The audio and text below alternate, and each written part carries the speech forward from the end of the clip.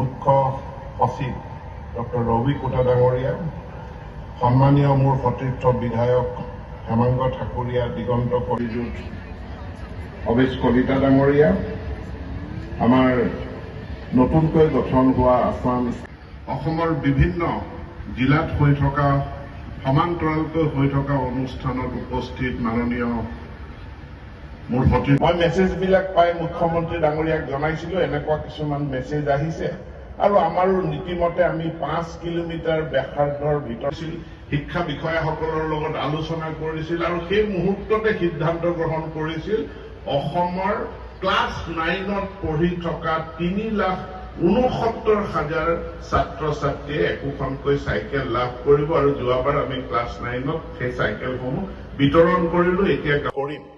আৰু তাৰ লগতে মেট্ৰিক পাছ কৰাৰ পাছৰ যিটো হোৱা নাই তেওঁলোককো এই যাৱতীয় কামখিনি সোনকালে কৰি আমি উচ্চতৰ মাধ্যমিক শিক্ষাক অধিক গুৰুত্ব দিছো।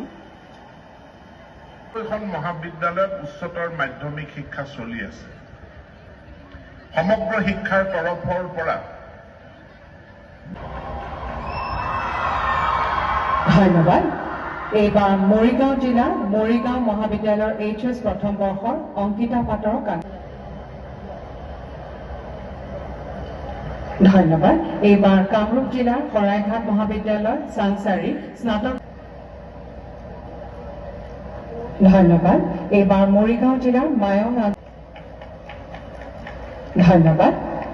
এইবাৰ কামৰূপ জিলাৰ ডিষ্ট্ৰিক্ট আমি যোৱা বছৰ ডিব্ৰুগড় বিশ্ববিদ্যালয়ৰ এটা উদাহৰণ চাইছিলো। স্নাতকোত্তৰ প্ৰথম বৰ্ষত যিমান ছাত্ৰ ছাত্ৰীয়ে নাম লগায় তাৰ 30% ছাত্ৰ ছাত্ৰী স্নাতকোত্তৰ দ্বিতীয় বৰ্ষ তেওঁলোকে নপঢ়ে আৰু তেওঁলোকে বিশ্ববিদ্যালয়ৰ পৰা আঁতৰি যায়।